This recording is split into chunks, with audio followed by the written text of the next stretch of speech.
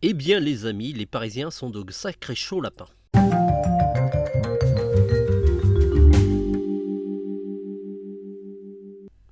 Hello les amis, j'espère que vous allez bien. Nous revoilà pour une critique pas ciné mais plutôt série. Il s'agit d'une fiction française produite par Disney+. C'est la première il me semble, sauf erreur de ma part. C'est Week-end Family. On a eu la chance de regarder quelques épisodes, 3 exactement, sur un total de 8 épisodes pour la première saison. Et on vous donne nos impressions avec le minimum de spoilers possible. Week-end Family raconte les tribulations de Fred, un kiné qui exerce à Paris. Il est joué par Éric Judor. Et ce monsieur est un lapin, parce qu'il a 3 enfants, avec 3 femmes différentes. Ça aide sans doute. Et l'histoire commence lorsqu'il rencontre une jeune Canadienne qui fait sa thèse à Paris. Et il tombe amoureux d'elle. Encore.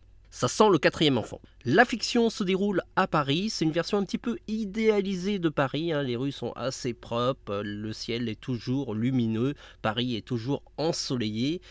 Il y a beaucoup de clichés, côté voisinage et tous les côtés parisiens.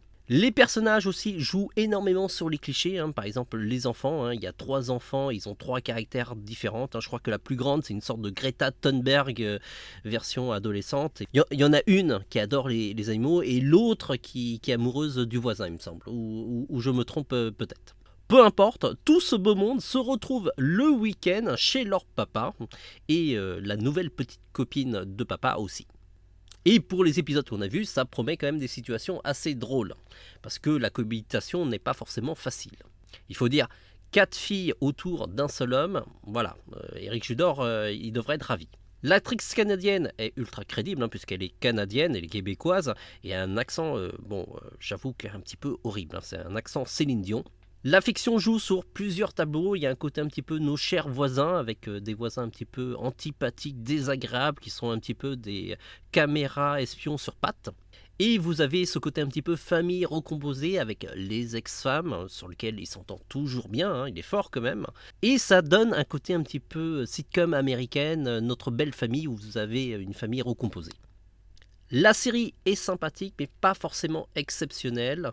En tout cas, je pense qu'elle devrait bien s'exporter à l'étranger, en tout cas sur les autres plateformes de Disney+, hors territoire français. Parce que ça a un côté un petit peu Emily in Paris, avec ce côté un petit peu fantasmé de Paris, que je pense que pas mal d'étrangers devraient aimer. C'est un peu étrange parce que dans Emily in Paris, ce sont des Américains qui fantasment Paris, donc ça se comprend encore. Là, c'est encore un peu plus bizarre parce que là, c'est des Parisiens qui fantasment un petit peu Paris. On va pas râler parce que ça met plutôt Paris sur son beau jour.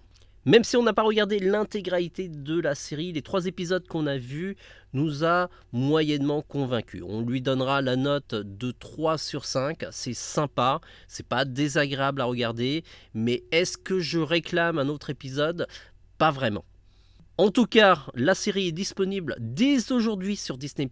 N'hésitez pas à aller la voir parce qu'il faut être curieux et il ne faut pas vous fier seulement qu'à notre avis. Et puis revenez sur notre vidéo histoire de donner votre son de cloche et éventuellement nous dire pourquoi vous avez aimé ou pourquoi vous avez détesté. Donnez votre avis quoi. On se dit à très vite pour une autre critique ciné. Je crois que le prochain, ça va être sans doute The Batman. Et il y a aussi d'autres choses qui sont assez intéressantes qu'on vous prépare. Il y a aussi une autre fiction française sur Disney+, mais qui sera beaucoup plus positive. Elle est vraiment pas mal.